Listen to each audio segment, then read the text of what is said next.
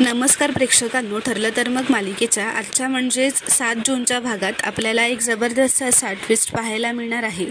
पण त्याआधी जर तुम्ही माझ्या चॅनलवर नवीन असाल तर चॅनलला प्लीज सबस्क्राईब करा. आता आपण पाहतो की अर्जुन चैतन्यला असं म्हणतो, तो रिपोर्ट तुम्ही प्लीज कोर्टाला वाचवून दाखवाल का?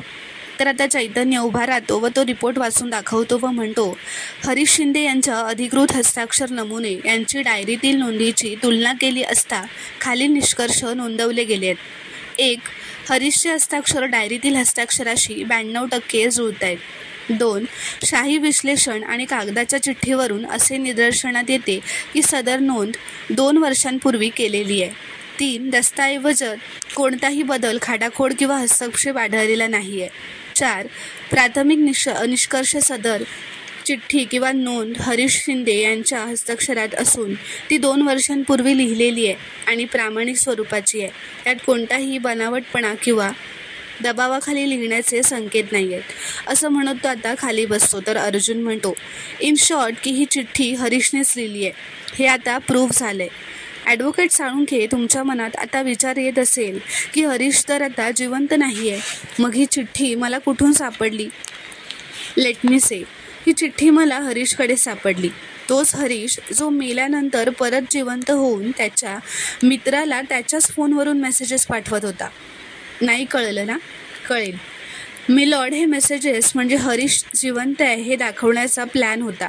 ज्याने हरीशचा मर्डर केला त्याला हे सगळं लपवून ठेवायचं होतं आणि मग योग्य वेळ आल्यावर त्याने त्याची डेड बॉडी परत बाहेर काढायला लावली, तेही पोलिसांना टीप देऊन. तर आता ॲडव्होकेट साळुंखे उभा राहतो व ऑब्जेक्शन घेत म्हणतो, ॲडव्होकेट सुभेदार, हरीश मित्राला मेसेज करत होता म्हणजे? मला नाही समजलं. तर अर्जुन म्हणतो, समजेल मिलॉर्ड, मला हरीशचा मित्र अशोक दळवी यांना विटनेस बॉक्समध्ये बोलवण्याची परमिशन हवी आहे. तर आता तो अशोक येतो. अर्जुन त्याला असं विचारतो, मला सांगा, तुमची आणि हरीशची मैत्री होती? तर अशोक म्हणतो, हो, आम्ही खूप जुने मित्र होतो. आमची मैत्री खूप वर्षांपासूनची आहे. तर अर्जुन म्हणतो, तुम्ही मला सांगू शकाल तुमची हरीशची शेवटची कॉन्टॅक्ट कधी झाला होता? तर अशोक म्हणतो, 3-4 दिवसांपूर्वीच त्याचा मेसेज मला आला होता. मला वाटलं तो मेसेज हरीशनेच केला आहे. असं तो आता रडतच म्हणत असतो, कारण त्याला धक्का बसलेला असतो. तो म्हणतो, वकील साहेब, 2 वर्षांपासून आम्ही नित्यनियमाने मेसेज करायचो. मला कळलंच नाही की मी ज्या माणसाशी बोलतोय तो हरीश नाहीच आहे म्हणून. तर आता अर्जुन तो अशोकचा फोन घेतो व जजना देत म्हणतो, मिलॉर्ड, हा अशोकचा फोन आहे. यात हरीशच्या नंबरवरून पाठवलेले सगळे मेसेजेस आहेत. तुम्ही वाचू शकता. तर आता जज तो फोन घेतात व मेसेजेस वाचतात. अर्जुन म्हणतो, थँक्यू हरीश, तुम्ही जाऊ शकता. आता ॲडव्होकेट साळुंखे उभा राहतो व म्हणतो, कदाचित हे मेसेजेस चुकून कोणीतरी अशोकला पाठवले असतील तर? अर्जुन म्हणतो, चुकून? 2 वर्ष चुकून मित्राशी गप्पा मारत होता? तर आता अर्जुन असं म्हणतो, मिलॉर्ड, ही क्लिअरली आयडेंटिटी थेफ्टची केस आहे. एक माणूस गेली 2 वर्ष हरीश असल्याचं नाटक करत होता. हरीश बनून अशोकशी बोलत होता. त्यांच्याकडे हरीशचं सगळं सामान होतं आणि त्यातूनच मला हरीशची ही चिठ्ठीसुद्धा सापडली आहे आणि तोच आहे माझा पुढचा साक्षीदार पिंट्या.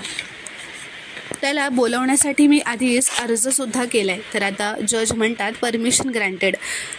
आणि आता पिंट्या तिथे येतो. त्या कडघरात उभा राहतो. अर्जुन त्याला त्याचं नाव विचारतो. तो म्हणतो, माझं नाव उमेश सुर्वे आहे. तर आता अर्जुन म्हणतो, लोक पैसे दागिने चोरतात, तू एका माणसाची ओळखच चोरलीस? मिलॉर्ड, हरीश मेल्यानंतर त्याच्या नावाने त्यांच्या मित्राला मेसेज जात होते आणि हा उमेश हरीश बनून त्याला मेसेजेस पाठवत होता. हे मान्य आहे तुला? असं तो त्या पिंट्याला म्हणजेच उमेशला विचारतो. तर तो मुलगा हो असं म्हणतो. हरीशच्या मोबाईलने मीच मेसेजेस करत होतो. तर अर्जुन म्हणतो, का केलंस तू असं? हरीशचं सामान घेऊन एका अंडर कन्स्ट्रक्शन बिल्डिंगमध्ये का राहत होतास? काय कारण होतं? बोल. तर आता तो उमेश म्हणतो, तो घाबरतच म्हणतो, हरीशने माझ्याकडून पैसे उधारी घेतलेले 50,000 रुपये. मी त्याच्याकडे तेच मागत होतो पण तो देत नव्हता. मला खूप राग आला होता. आमची खूप भांडणं झाली. एके दिवशी रागाच्या भरात मी त्याचा खून केला. हो, मीच त्याचा खून केला आहे. तर अर्जुन म्हणतो, अर्जुनसुद्धा आता हे ऐकून शॉकच होतो व तो म्हणतो, तू हरीशचा खून केलास आणि त्याचं सगळं सामान? मी माझ्याकडे घेतलं आणि त्याचा मुर्दा गाडला आणि हा खून कोणाला कळूच नये म्हणून त्याच्या मित्राला मेसेज करत राहिलो, असं तो उमेश म्हणतो.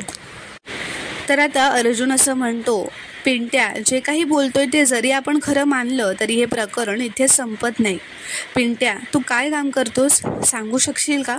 तर तो म्हणतो, मी वॉचमेनचं काम करतो. तर अर्जुन म्हणतो, वॉचमेन? तर तुझ्याकडे मित्राला देण्यासाठी 50,000 रुपये होते? नाही, मला खरंच माहिती नव्हतं की वॉचमॅनचा पगार 1-2 लाख रुपये असतो. पण आता मला सांग, तुझ्याकडे एवढे पैसे कुठून आले? तर ॲडव्होकेट साळुंके ऑब्जेक्शन घेत म्हणतो, पिंट्याकडे किती पैसे होते याचा या केसशी काय संबंध आहे?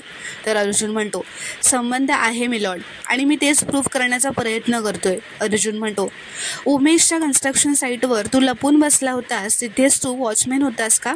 तर तो उमेश म्हणतो, हो. तर अर्जुन म्हणतो, तुला माहिती आहे का ती कन्स्ट्रक्शन साईट कोणाची होती?